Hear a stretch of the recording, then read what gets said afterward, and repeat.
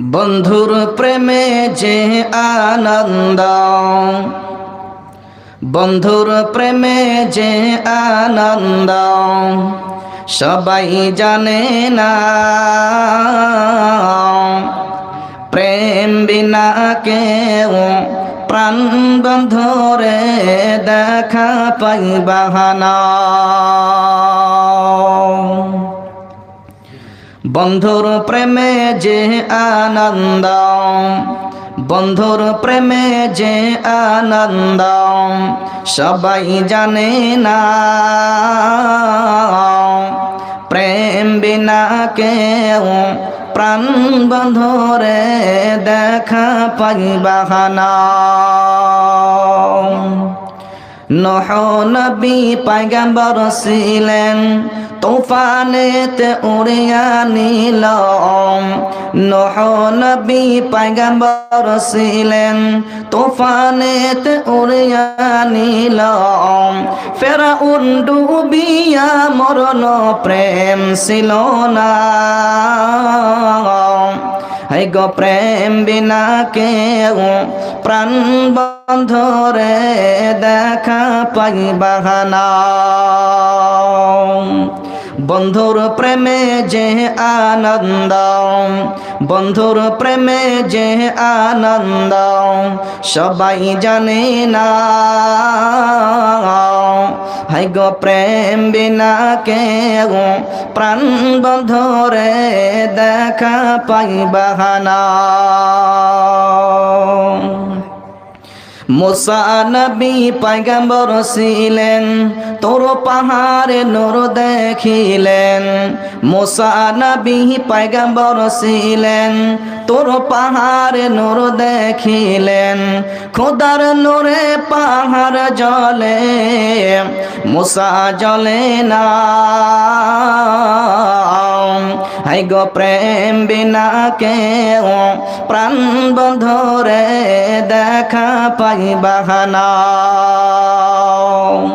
বন্ধুর প্রেমে যে আনন্দ, বন্ধুর প্রেমে যে আনন্দ সবাই জানে না। হাই গো প্রেম বিনা কেউ প্রাণ বন্ধুরে দেখা পাইবা না। ইব্রাহিম নবী পয়গম্বর ছিলেন, ছেলেকে কুরবানি দিলেন। ইব্রাহিম নবী পয়গম্বর ছিলেন, ছেলেকে কুরবানি দিলেন।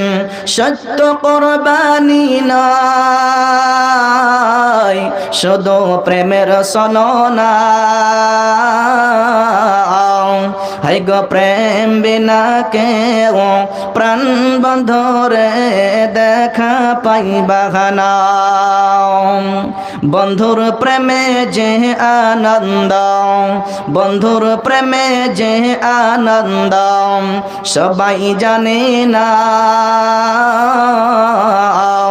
হাই গো প্রেম বিনা কেউ প্রাণ বন্ধুরে দেখা পাইবা না।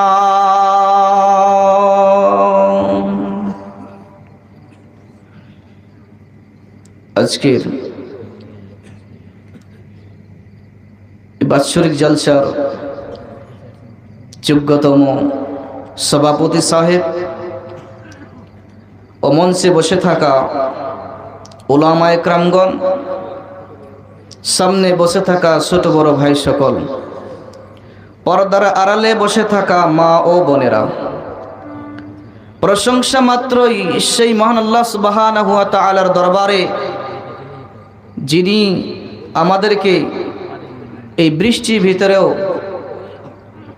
বৃষ্টিকে বৃষ্টি মনে না করে আমরা কোরআন ও সহিহ হাদিস শোনার জন্য এই অবধি প্রায় 12টা বাজতে চলেছে, এই অবধি আমরা জেগে আছি। এই জন্য সেই মহান আল্লাহ সুবহানাহু ওয়া তাআলার সংক্ষিপ্ত প্রশংসা সকলে একবার বলি আলহামদুলিল্লাহ। তারপর আমার নবী তথা বিশ্বের নবী নবী মুহাম্মদ রাসূলুল্লাহ বলুন সাল্লাল্লাহু আলাইহি ওয়াসাল্লামের প্রতি অগণন দরুদ ও সালাম বর্ষিত হোক, সকলে বলি আমিন। আল্লাহুম্মা সাল্লি আলাইহি, আল্লাহুম্মা বারিক আলাইহি। সম্মানিত উপস্থিতি, আপনাদের সম্মুখে পবিত্র কোরআন এর একটি আয়াত তেলাওয়াত করেছি, তারপর একটি হাদিস পরিবেশন করেছি। আয়াত এবং হাদিসকে সামনে রেখে এই সংক্ষিপ্ত টাইমের ভিতরে আমার বক্তব্যকে ইতি করব। মা তৌফিক ইল্লা বিল্লাহ। আপনারা সকলে অবগত যে এই যে বৃষ্টি আল্লাহ সুবহানাহু ওয়া তাআলা দিলেন, আল্লাহর রহমত, আল্লাহর বরকত। আমরা যারা জালসার কমিটি আছি, গ্রামবাসী যারা আছি, এরা মনে মনে বলছি বা প্রকাশ্য বলছি, যদি আল্লাহ পানিটা না দিত তাহলে কতই না ভালো হতো, প্রোগ্রামটা খুবই সুন্দর হতো। জি ভাই, আল্লাহ ভালো জানেন, আল্লাহ ভালো বুঝেন। আমরা কিছু মানুষ বলছিলাম যে প্রোগ্রামটা ভালো হতো, আর এইদিকে জমি থেকে নিয়ে, গাছ থেকে নিয়ে যত রকমের আপনার তরলতা আছে, তারা আল্লাহর কাছে পানি চাচ্ছিল, আর আল্লাহ সুবহানাহু ওয়া তাআলা পানি দিয়ে দিলেন। তো আল্লাহর রহমতের পানি আমরা শুকরিয়া আদায় করি। সকলে একবার বলি আলহামদুলিল্লাহ। আমাদের মনে হয় ঘুম চলে এসছে, সকলে জুড়ে সুরে বলুন আলহামদুলিল্লাহ। জি মা ও বোনেরা, বাপজি ও ভাইয়ারা, দীর্ঘক্ষণ আলোচনা শুনলেন। এখন আমার মুখ থেকে কিছু আলোচনা শুনুন। আমি আসাম থেকে এসেছি আপনাদের সম্মুখে কিছু বলার জন্য। যা বলেছি উলামা একরামগণ বুঝে নিয়েছেন কি বলতে চাচ্ছি। জি, পৃথিবীর ভিতরে আজকে আমরা যারা যুবকরা আছি, আমরা যারা যুবক আছি, এই যুবকরা কিছুটা আমরা ভুল করি। কে ভুল করি? ভুলটা হলো আল্লাহর নবী জনাবে মুহাম্মদ রাসূলুল্লাহ, বলুন সাল্লাল্লাহু আলাইহি ওয়াসাল্লাম, তিনি আমাদেরকে এত সুন্দরভাবে হাদিসের দ্বারা প্রমাণিত, আমরা উলামা একরামদের হাদিস শোনার পরেও এই জিনিসটা ফলো করি না, নবীজির হাদিসকে ফলো করি না। তার জন্যই আজকে আমাদের সমাজে, আমাদের গ্রামে, মুসলিম সমাজের ভিতরে এই জিনিসটা বেশি হচ্ছে ভাই। যদি বলেন কি ভাই, কি বেশি হচ্ছে? প্রায় জায়গায়, সব জায়গায়, আপনি আসামে যান, বেঙ্গলে যান, যেই জায়গায় যান আপনি, না যেখানে যাবেন, শুধু একটাই জিনিস পড়ে থাকে, পুরুষের একটা আফসোস, ভাই মৌলভী সাহেব আমার স্ত্রী কথা শুনে নাও। জি, শুনবে কেমন করে? কেমন করে শুনবে? শোনার তো কোনো কারণ আছে, কারণ থাকতে হবে। জি, আমরা একটা ভুল করে নিয়েছি। যে মৌলভী সাহেব কি ভুল করেছি? আল্লাহর নবীজির হাদিস সেটাকে ফলো করে নেই বলে আজকে আমাদের দ্বারা এই জিনিসটা হচ্ছে। যদি বলেন কেন, যদি বলেন মৌলভী সাহেব এটা আপনি কেন বললেন একটু বলে দেন। এই জন্যই বলবো, আপনাদের এই কাকজলে গ্রামের ভিতরে সুন্দর একটা মাদ্রাসা, মহিলা মাদ্রাসা চালু আছে। এই মহিলা মাদ্রাসার ভিতরে আপনার মেয়ে এখানে কোরআন তেলাওয়াত করবে, আপনার এখানে ছেলে কোরআন তেলাওয়াত করবে। এখানে মহিলা মাদ্রাসা কেমন করে মেয়েদেরকে কেমন করে পর্দা করাতে হবে, এই পবিত্র কোরআনের ভিতরে সেটা আছে। আল্লাহর নবীজির হাদিসের দ্বারা প্রমাণিত যে আল্লাহর নবীজি বলে গেছেন, বিশ্বের নবীজি জনাবে মুহাম্মদ রাসূলুল্লাহ, বলুন সাল্লাল্লাহু আলাইহি ওয়াসাল্লাম, আমার নবী বলে গেছেন যে পৃথিবীর মানুষরে, তোমরা যখন নাকি তোমরা জুড়ি হয়ে যাবে, যখন তোমরা বিবাহ করবে, বিবাহ করতে গেলে সেই জিনিসটাকে তোমরা দেখে নেবে। আজকে আমাদের যুবকের ভিতরে যেটা সুন্দরী আছে, যেটা আপনার প্রহাজগার নেই, যেটা আপনার সুন্দরী দেখে আমরা পাগলা হয়ে যাই, আমরা পাগল হয়ে যাই, দেওয়ানা হয়ে যাই যে ওটাকে আমাকে লাগবে। বলি না, গ্রামে ঘুরতে গেলাম, জালসাতে ঘুরতে গেলাম, খালার বাড়ি, মাসির বাড়ি, ফুফুর বাড়ি চলে গেলাম। যাওয়ার পরে গ্রামে একটা সুন্দর মেয়ে দেখা হলো, দেখার পরে পয়গাম লাগানো হলো যে ওই মেয়েটাই আমি চাই। বাড়িতে এসে বললাম আব্বাজি আমি ফুফুর বাড়িতে বেড়াতে গিয়েছিলাম, আমি মাসির বাড়িতে বেড়াতে গিয়েছিলাম, আমি দাদির বাড়িতে বেড়াতে গিয়েছিলাম, ওখানে এত সুন্দর একটা মেয়ে দেখেছি আমাকে লাগবে। বাপকে বলতে পারে না, দাদিকে বলে দিল, আপনার নানিকে বলে দিল, নিজের বড় দিদিকে বলে দিল। বন্ধুরে আমার, এরকম করে পৃথিবীর মানুষ রে আজকে আমরা এইদিকে ঝুঁকে গেছি, সুন্দরী দেখছি। জিমুলবি সাহেব, এটা কেমন কথা হলো যে আল্লাহর নবীজি বলে গেছেন 4টা জিনিস দেখে বিবাহ করতে বলেছেন, অতএব আমরা একটা তো দেখছি, একটা তো দেখছি। মুলবি সাহেব, সুন্দরীর কথা তো বলা হয়েছে, সুন্দরী কেন দেখব না? জি, আল্লাহর নবীজি কথাটা যে বলে গেছেন, সেই কথাটা কি বলে গেছেন বলুন? সেটা আমরা যে ফলো করি সেটা কোন দিকে ফলো করছি? আল্লাহর নবীজি বলছেন যে যারা নাকি দিনদার হবে, যারা নাকি পরহেজগার হবে, তাদেরকে ওর দিনদার দেখে তুমি, পরহেজগারি দেখে ওই মেয়েটাকে তুমি বিবাহ করবে। ওই মেয়েটাকে যদি বিবাহ করা যায় কি হবে? কি হবে? বাড়িতে শান্তি পাবে। শান্তি কেমন পাবে? ওই মেয়েটা যদি দিনদার হয়ে থাকে, মেয়েটা যদি পরহেজগার হয়ে থাকে, অবশ্যই স্বামীর খেদমত করবে। আজকে আপনার যদি দিনদার মেয়ে চাই, তাহলে ওরকম মেয়েকে নিতে হবে যেই মেয়েটা আপনার বানাতে পড়ছে, পবিত্র কোরআন তেলাওয়াত করছে, পর্দাতে থাকছে। আপনার দেখতে হবে মেয়েটা কেমন, দেখতে হবে কি হবে না বলুন? আজকে এখানে আমরা যারা উপস্থিত আছি, যারা নাকি যুবক ভাই আছি, আমাদেরকে চেষ্টা করতে হবে যে দিনদার মহিলাটাকে প্রাধান্য দিতে। আজকে দিনদার যদি না হয়, মডার্ন জামানা, মডার্ন, যে ওরকম মেয়েই আমি চাই। কেমন মেয়ে? যেরকম মেয়ে আপনার ঠোঁটে ঠোঁট পালিশ দিবে, আপনার নখে নেল পালিশ দিবে, আপনার কি পরবে? টাইট প্যান্ট পরবে, আর কি করবে? গেঞ্জি পরে মাথার কাপড় ছেড়ে দিয়ে আর আপনার এমনি রাস্তাঘাটে ঘুরবে, ওই মেয়েটাই চাই। আর পর্দায় যা আছে, মেয়েটা পর্দা করে, মেয়েটা বোরখা পরে আছে, ওই মেয়েটার দিকে আমি দেখি না। বলছে কেন? এই মেয়েটা যদি বাড়িতে আসে এরকম করে থাকবে, কাকার কাছে যাবে না, দেওরের কাছে যাবে না। বলছে কেন যাবে না? এই জন্যই যাবে না যে পর্দা হালাতে মেয়েটা থাকছে। নবীজির হাদিসকে ফলো করছে, আল্লাহর পবিত্র কোরআনকে ফলো করছে। জি, আপনার মেয়ে যদি রাস্তাতে ঘুরে বেড়ায়, আর আপনার মেয়ে যদি ঠুটে ঠুট পালিশ দিয়ে, চুলকে আগলা করে দিয়ে, রাস্তা যদি মেলাতে যদি ঘোরে, জালসাতে যদি না এসে মেলায় যদি ঘোরে, রাস্তাতে যদি ঘোরে, আর আপনি বাপ যদি কি করেন? আপনি বাপ যদি আপনার 3টার সময় উঠে গেলেন, ফজরের নামাজের 1 ঘন্টা আগে আপনি উঠে গেলেন, উঠার পরে আপনি কি করলেন? মসজিদে চলে গেলেন, যাওয়ার পরে সুন্দর করে ওযু করলেন, ওযু করার পরে আপনি 2 রাকাত সালাত আদায় করলেন, করার পরে আপনি কি করলেন? তাহাজ্জুদের নামাজে দাঁড়িয়ে গেলেন, দাঁড়ানোর পরে আপনি আল্লাহর কাছে দোয়া করেছেন, মওলাই কারীম গো, আমার মেয়েটাকে তুমি জান্নাতে দিও, আল্লাহ তুমি আমাকে জান্নাতে দিও, আমার বাবা মা মরে গেছে, আমার বাবা মাকে জান্নাতে দিও। বন্ধুরে আমার, এরকম যদি হয় তাহলে আল্লাহর সঙ্গে ধোঁকা দেওয়া হবে। আল্লাহ বলছেন পাগলামি করার জায়গা পাস না। তোর মেয়েকে তুই কন্ট্রোলে রাখতে পারলি না, তোর স্ত্রীকে কন্ট্রোলে রাখতে পারলি না, তোর স্ত্রী বোরখা ছাড়া মাথার চুল ছেড়ে দিয়ে ঘুরছে, রাস্তাঘাটে চলছে, আর অনেক পুরুষ তার সঙ্গে ধাক্কা মারছে, ওটা কি চোখে দেখিস না? আর আমার কাছে কান্না করছে। অতএব আমি আল্লাহ সেটাকে কোনা কবুল করব না। তোর কি করব না? তুই যে আমার কাছে ক্ষমা চাচ্ছিস, সেটা আমি আল্লাহ কবুল করব না। মুসলমান, তাহাজ্জুদের নামাজ পড়ো মুসলমান।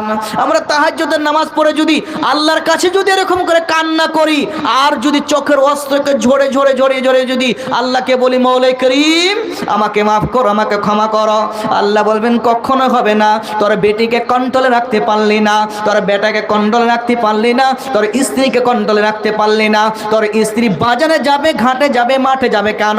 এটা হলো ঘরের জিনিস, এটা হলো বাড়ির জিনিস। অতএব যদি বাজারে যায়, অতএব যদি তোর ঘর থেকে বেরিয়ে যায়, তোর কথায় যদি না শুনে তুই আমার কাছে কান্না করলো, আমি আল্লাহ কবুল করব না। কবুল আল্লাহ করবে না। জি, অনেকে দেখবেন তাহাজ্জুদের নামাজ পড়ে 5 ওয়াক্ত সালাত আদায় করে, আপনার এই কপালের ভেতরে এত বড় একটা কালো দাগ হয়ে গেছে। বলছে কেন? বলছে আমি পরহেজগার, আল্লাহর কাছে তাহাজ্জুদ, একদিনও তাহাজ্জুদ ছোটে না, আমি প্রত্যেক দিন তাহাজ্জুদের নামাজ পড়ি।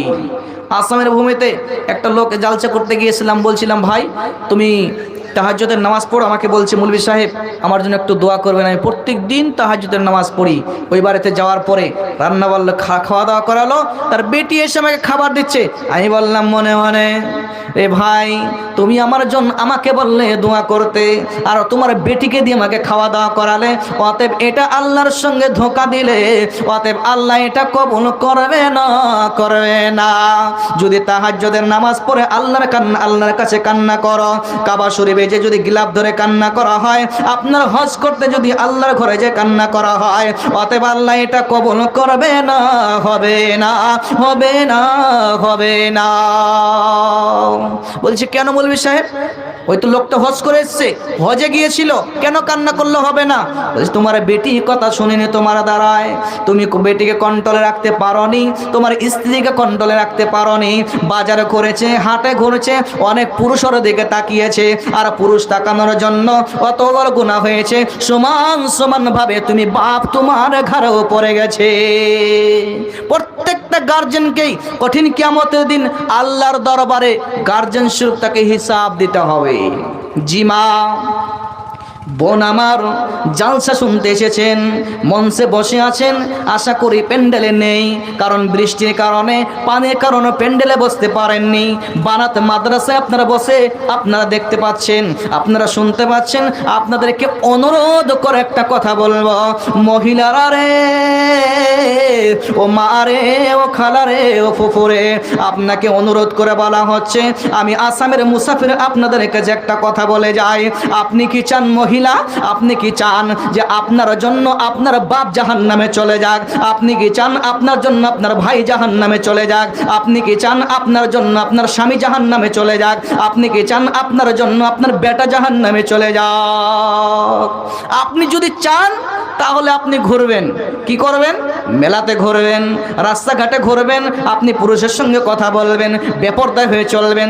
যদি চান আমার জন্য আমার ভাই জাহান্নামে চলে যাক, আমার জন্য আমার বাপ জাহান্নামে চলে যাক, আমার জন্য আমার স্বামী জাহান্নামে চলে যাক, আমার জন্য আমার বেটা জাহান্নামে চলে যাক, মারে, বোনরে, খালারে, ফুফুরে অনুরোধ করে বলা হচ্ছে, আপনি যদি না চান তাহলে আজ থেকে আপনাকে পরিবর্তন করতে হবে, আপনাকে নিজেকে কন্ট্রোলে রাখতে হবে, নিজেকে পর্দায় থাকতে হবে।